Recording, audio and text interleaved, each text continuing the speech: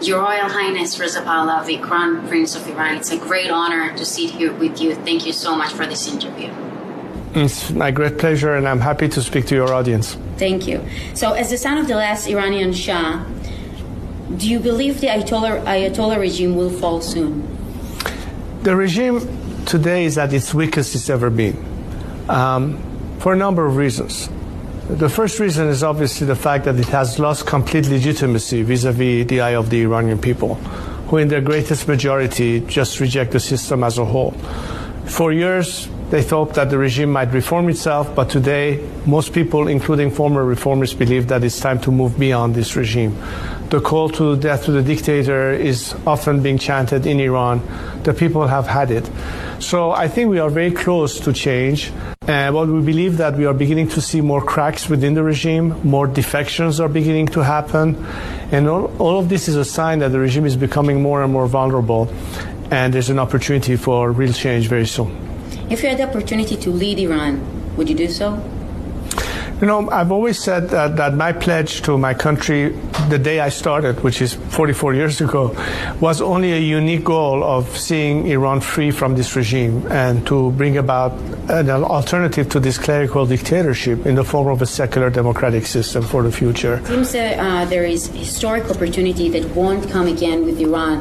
What do you think is the best thing Trump can do? And what do you think is better, negotiation or attacking nuclear facilities? Neither. Okay, interesting. Because diplomacy has basically failed, because the whole premise of Western diplomacy up to today was to pursue behavior change by the regime. Simply meaning that you have yet to understand the DNA and composition and nature of the system. If you want to achieve peace, you have to find partners in that, peacemakers. The Iranian people that are not represented by this regime are the peacemakers. We can be the solution to the problem, not this regime and whoever is represented by them. Ali Khamenei is not the person you can rely on as somebody who will deliver that for you.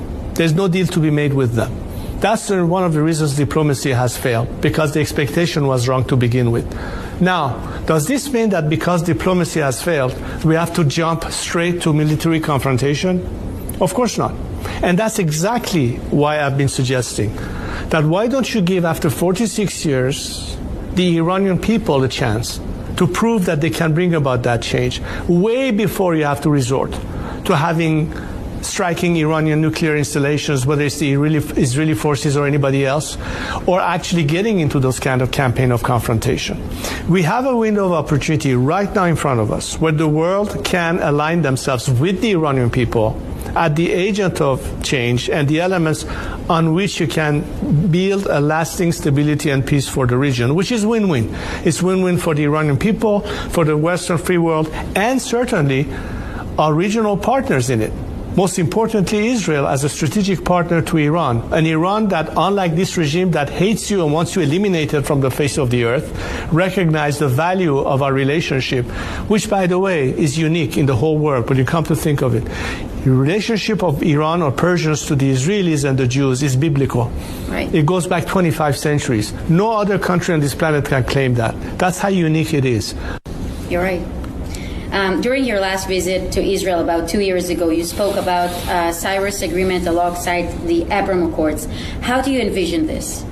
Well, again, I think that when you have the kind of relationship, strategic partnership, let's call it that, when we see eye to eye, it's what the commonality of our interests, starting with regional stability, which is conducive to better economic relations, which means opportunities and development and what have you. Everybody thinks of Iran of oil and gas. It's not only that. We are a country that could be the biggest country in terms of tourism and what an industry that could be. So imagine the potential of investment in Iran from developing the entire Persian Gulf area in terms of resorts or ecotourism or I mean, the sky is the limit. But again, Iranians will not be able to achieve any of these hopes, or the world will not have an opportunity to invest in our country so long as this regime is there. Do you think relations with Israel could one day be as good as they were with your father? I think it will be multiple times better for a number of reasons. A, because I think that the phenomenon that leads us to appreciating that kind of relationship, let's face it, a lot of it was ingrained in religious fervor or opinion. So, of course, the relationship are going to be fruitful and more than ever, because we have passed that curve. We had to experiment with a clerical dictatorship, with a religious dictatorship that today leads Iranians to understand how important it is to have a secular system when religion has no part in government as a prerequisite to democracy and, of course, to human rights. There's no place for anti-Semitism or anti-Arabism or anti-anything.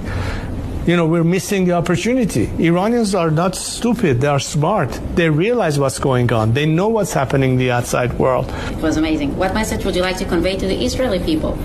Regular Israeli citizens who had heard about the fact that I was visiting Israel, that might have caught news in the media, and they came to me, tear in their eyes, and telling me how much they hope to see that change, because they know how different our worlds will be, that you will be sitting there enjoying life, not worried about the next missile hitting a building in Tel Aviv or Jerusalem, or another bomb exploding somewhere on the streets, because there's the regime out there funding terrorism all the time. That's the difference. And you know, this is exactly, at the end of the day, it's about people and people's power, and nothing can stop any country, when they're determined to succeed, of succeeding. It may be more difficult if they're alone, but ultimately they succeed. And that's the lesson we've learned in the free world. I have to tell you that I feel, after talking to you, that I'm sitting with a leader that you're the future of Iran. And I was so happy to listen to you. Your Highness, thank you so much for this interview. Again, I appreciate the opportunity. Thank you so much. Thank you.